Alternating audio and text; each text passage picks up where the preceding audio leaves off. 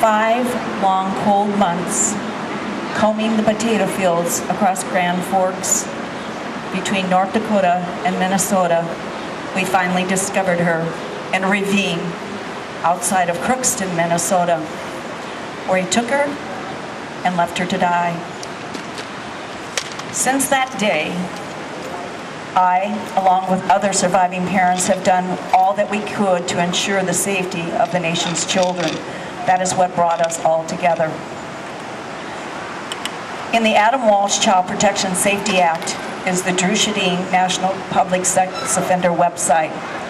This website was a website that all party lines adopted in hopes that we could find a unified way to pour in information to know who are living amongst us, what predators are next door or across the nation.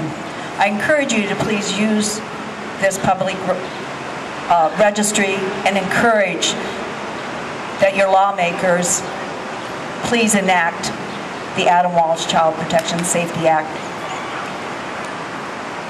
At this time, I'd like to introduce Chief Deputy United States Marshal John O'Malley.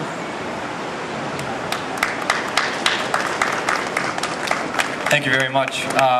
Again, I echo Superintendent Weiss's comments. Welcome to Chicago. I'm glad we were able to get such a beautiful day for your ride. I hope you enjoyed seeing the sights of Chicago. Now, on behalf of the U.S. Marshal Service and our state and local partners, I just want to explain to everyone the Adam Walsh Act was a bill that was passed a few years ago which enables the Marshal Service to go after non-compliant sex offenders who often will travel interstate from one state to another thinking that they have refuge by leaving the state that they're in and coming to another. We are actively seeking out non-compliant sex offenders and arresting them and bringing that information to the U.S. Attorney's Office for federal prosecution, which up until a few years ago was not an option in the law enforcement field. Also, on a daily basis, we work with our partners here in Illinois and Chicago area to do compliant checks on sex offenders who are either in missing status or that are registered as compliant. We double check that they're doing that. We have a team right here in Chicago. I've dedicated a team of 5 people on a daily basis, 7 days a week. 365 days a year, we're out looking for non-compliant sex offenders, and if they are in violation, we're making sure there's a prosecutor somewhere, either on the state or federal level, that puts them back in compliance and puts them back in jail if so warranted. So we have all the great admiration for all the families for pushing legislation, for pushing the funding to allow us to do that, and we will continue to do that from here on out. And I just great day for this event, and wish you luck on the rest of your ride. Hope everything works out well. You have a beautiful day like you did today here in Chicago. Thank you so much. Thank you. Speaking of legislation, Representative Susan Menendez has introduced in February of this year legislation to enact DNA taken upon felony arrest.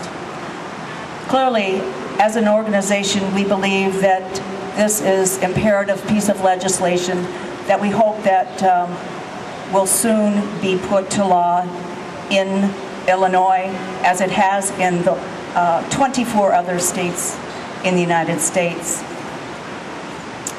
At this time, I'd like to introduce Commander of Youth Investigations, Bob Hargeshammer. Thank you, gentlemen. Thank you, everybody. First, thanks for the invitation for the CPD to come here. As you know, or most people know, the Chicago Police Department is at the forefront of investigating child sex abuse and exploitation. We have a Chicago Children's Advocacy Center here, and we have specially trained detectives that handle not only the sex abuse, physical abuse, exploitation, but also internet crimes against children.